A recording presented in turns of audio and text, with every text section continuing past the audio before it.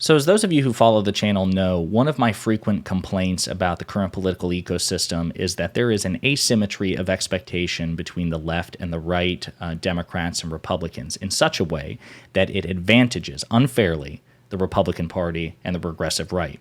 And there are a gazillion examples, it seems like, every day, but this particular one caught my eye, and it's a relatively petty thing. It has nothing to do with policy per se, but it is about rhetoric, it is about temperament, it is about civility, and it involves Donald Trump. Of course it does. But before we unpack all that, if you haven't yet, please hit that like, subscribe, and the alert bell. Maybe check out my Patreon.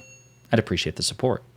So apparently, during a recent interview, former Speaker of the House, Democrat Nancy Pelosi, when it came to, she was asked about a potential second Trump term, she had a very strong rebuke of it. And she said, something to the effect of, "Oh, dear God, please don't say that. That would be awful," and called him a criminal. Okay.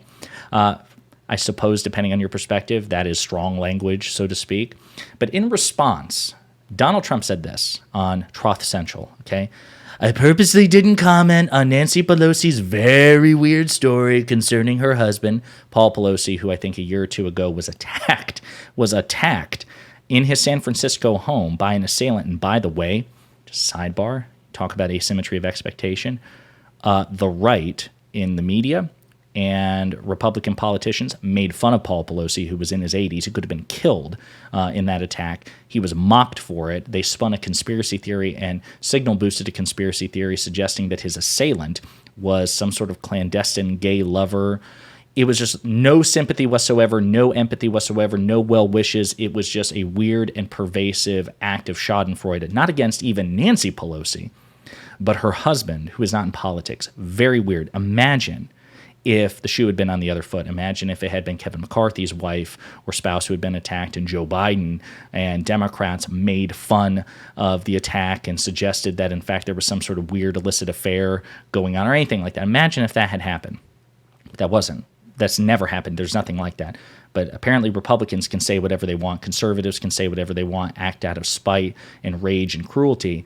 But if Democrats even suggest any sort of vaguely strong and well-deserved rebuke of a Republican, the right and Republicans and even elements of the mainstream media pearl clutch. So anyway, we'll get back to the Trump example, but that in and of itself, Trump just reminded me of another example of the asymmetry of expectation. All right, Donald. "I purposely didn't comment on Nancy Pelosi's very weird story concerning her husband, but now I can because she said something about me with glee that was really quite vicious. I saw a scared puppy," she said, as she watched me on television like millions of others that didn't see that. "I wasn't scared. Nevertheless, how mean a thing to say. She is a wicked witch whose husband's journey from hell starts and finishes with her. She is a sick and demented psycho who will someday live in hell." And so I guess Speaker Pelosi was referring to Donald Trump, referring to him as scared, which, of course, in his fragility, calling him a coward or a loser, it's the worst possible thing you can say about Donald Trump. He takes it very personally. But this is the leader of the Republican Party. This is the leader of the party that professes to be the party of Jesus Christ, right? So I'm just trying to close my eyes here and imagine if Jesus had a social media account, would he ever say anything like that? Probably not. Mehdi Hassan pointed this out, though. This was the thing that drew my attention. Imagine if Joe Biden called Kevin McCarthy a sick and demented psycho who was going to hell.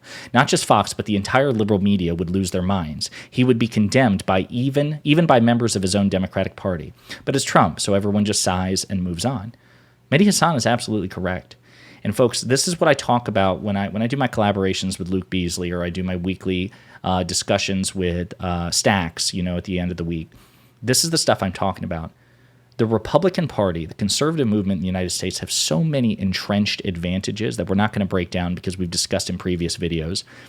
This asymmetry of expectation is not only profoundly hypocritical, because if anything, if you're the party of Jesus Christ, you should actually, if that's something you anoint yourself, if you're a member of the party of Jesus Christ, if you embody that ethic, you should actually be held to higher standards than your heathen atheist counterparts, number one. But number two, it only exacerbates the advantage that conservatives and Republicans have. So we have to stop doing it.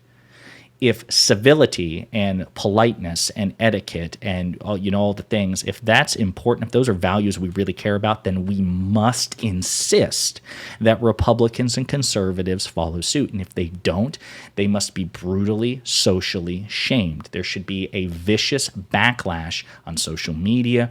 There should be a condemnation in the media, on the press, or whatever. People should call this out. Like, listen, if civility politics is what's important, then it has to apply to everyone. And if there are violations of it, then there should be social consequences as a result. We can't endorse and we can't prop up an asymmetry of expectations which unfairly, dishonestly, hypocritically grades the Republican Party and conservatives on a curve. So think about how you may or may not contribute to that. And if you think you do, stop.